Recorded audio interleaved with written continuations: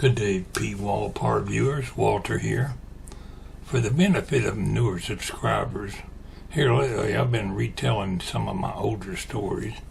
Many of my stories were written shortly after retiring from Norfolk Southern Railway, where I worked as a railway carman, repairing rail cars, inspecting rail cars, anything to do with checking, inspecting, or repairing railroad rolling stock. I did for 34 years for Norfolk Southern Railway.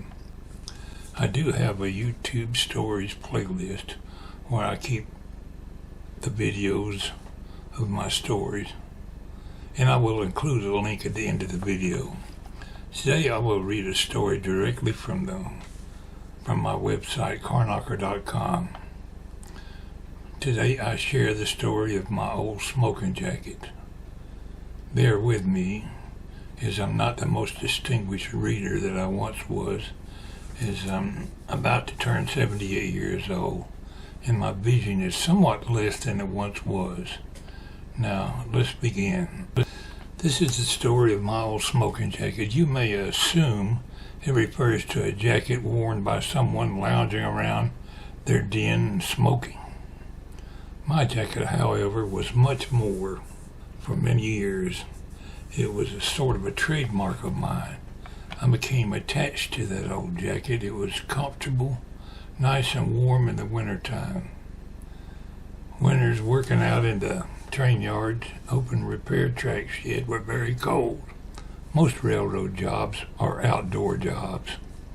Sure, they have some office jobs, but by and large, most are outdoor jobs. It's kind of hard to get a train indoors. Many was the day that we tried to think of a way to get some indoors. Days when it was so cold your lungs hurt when you breathed. Your feet became like popsicles from standing in snow and ice and bone-chilling mud puddles. Your hands and fingers rebelled and refused to come out of your pockets anymore. Those are the days when you wonder, why don't I live in Florida or somewhere warm? Those were the days you wished you were an engineer, sitting up at the throttle of a locomotive with a big heater blowing on you. More than once I've had some engineer tell me how hard they have it, and I had to set him straight. Come down here on the ground with us for a while, fella, and you'll be glad to get back up on your nice warm locomotive. Those were the days that my jacket and I were like best friends and were inseparable. It wasn't much to look at, but of all the jackets I have had over the years, it was by far the most practical. It was a large, oversized parka, actually, that I brought home with me from the Navy. It was designed for use as foul weather gear. It was drab military green in color, had a large hood. What made it so practical was not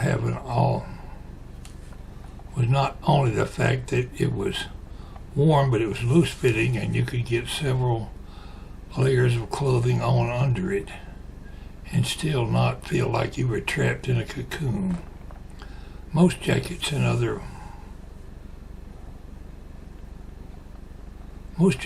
the market these days limit your ability to move when you have on long johns and a sweater and a thick flannel shirt and occasionally a sweater on under it.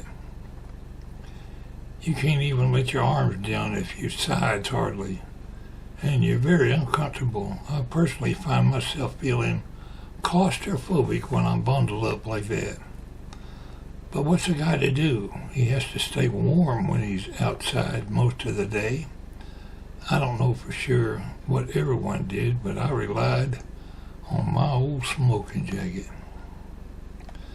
How it became a smoking jacket is quite simple. It was dubbed a smoking jacket by some of my fellow carmen.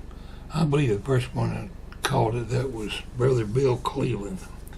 Anyway, it wasn't because I smoked, but rather the jacket smoked on many occasions. When you spend many hours with torches and welders in the performance of your work and quite common to get your clothes full of burn holes from hot slag and molten metal. It is not uncommon to occasionally have your clothing catch on fire. Such was the case one cold day when I had my welding hood down and was busy welding some front draft stops inside the center seal of a boxcar that was jacked up in the air.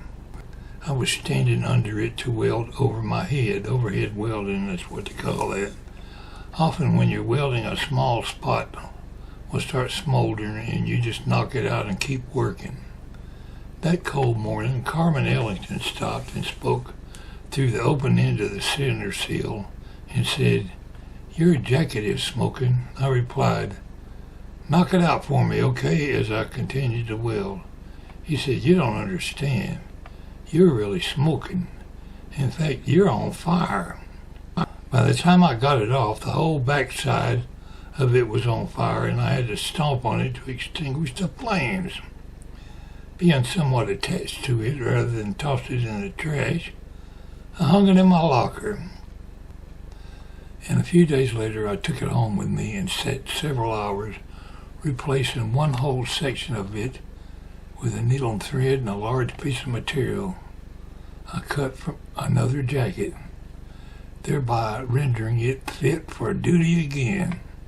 Of course, it wasn't even the same color material, and by then it looked like something a homeless man would reject wearing. In fact, it was looking pretty rough and had seen much better days. The next morning at 7 a.m. sharp, I appeared on the repair track wearing it. Someone said Parks is wearing his smoking jacket, and it was forever after called the smoking jacket. The old jacket served me well and kept me warm many years. I took it to an outline point job in 1983, where I worked out of a truck out on the line of road for the remainder of my career. It was nice for me to be able to get in the truck on winter days and run the heater on high and just be snug as a bug in a rug.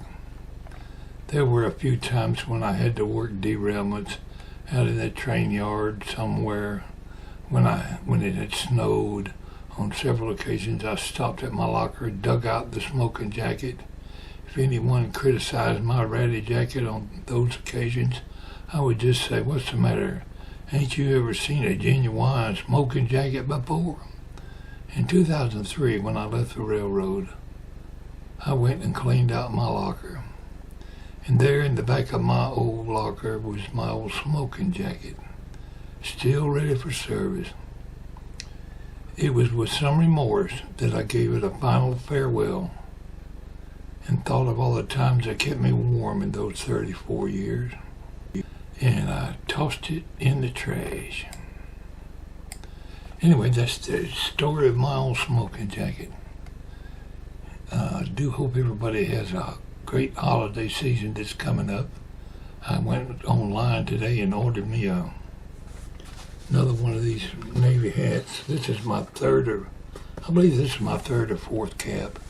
They usually last about a year. I got this one about a year ago. I'll still wear it when I'm out mowing the lawn. I got 2 or 3 older ones here that are really ratty looking, and I'll occasionally put one of them on my head too. But I always like to have a new one on hand, and when I'm going out in public, and I want to impress somebody that I got a nice looking hat. But I'm not beyond wearing a ratty old looking hat if I have to. Anyway, I ordered a new one today on Amazon. Y'all take care. Pwalpar saying, have a great day.